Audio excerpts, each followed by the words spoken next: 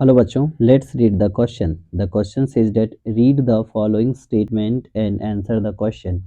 Statement 1, cambium is very active and produce large number of gyral elements having vessels with wider cavity. Statement 2, also called early wood. Statement 3, lighter in color and lower density. Which type of wood is described of the statement? Option A sapwood, B hardwood, C spring wood and D autumn wood।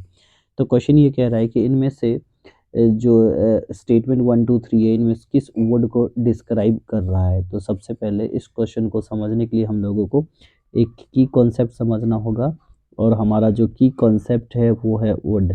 जो would का formation होता है during the secondary growth, formation during secondary growth.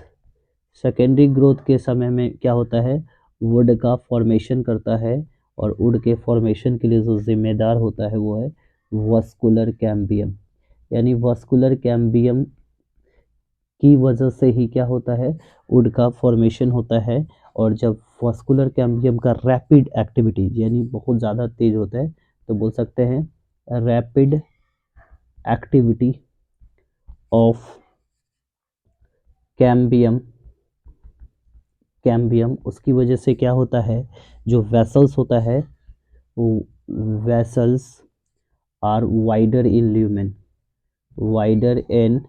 Lumen, और ज़्यादा से ज़्यादा जेरली elements का formation होता है। ये वाइडर के साथ साथ क्या होता है, ये लाइट कलर का भी हो जाता है, लाइट एंड लो डेंसिटी होता है, लो डेंसिटी। और इस टाइप के जो वुड का फॉर्मेशन होता है उसको हम लोग बोलते हैं स्प्रिंग वुड। और ऐसे ही क्या होता है, एक होता है हार्टवुड। हार्टवुड क्या होता है, आप देखेंगे ये एक टाइप का एक नॉन फंक्शनल वेसल्स होता है, क्योंकि इसके अंदर डिपोजिशन होता है लिग्निन का बाय द टाइलोसिस। तो बोल सकते हैं wood that are non functional किसकी वजह से, ड्यू टू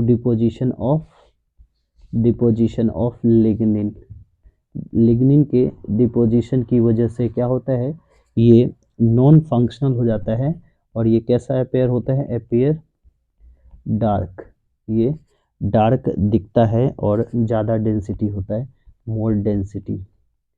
सो हमारा जो फाइनल आंसर होगा, final answer of this question is option number C spring wood. Hope you understood it well, best of luck.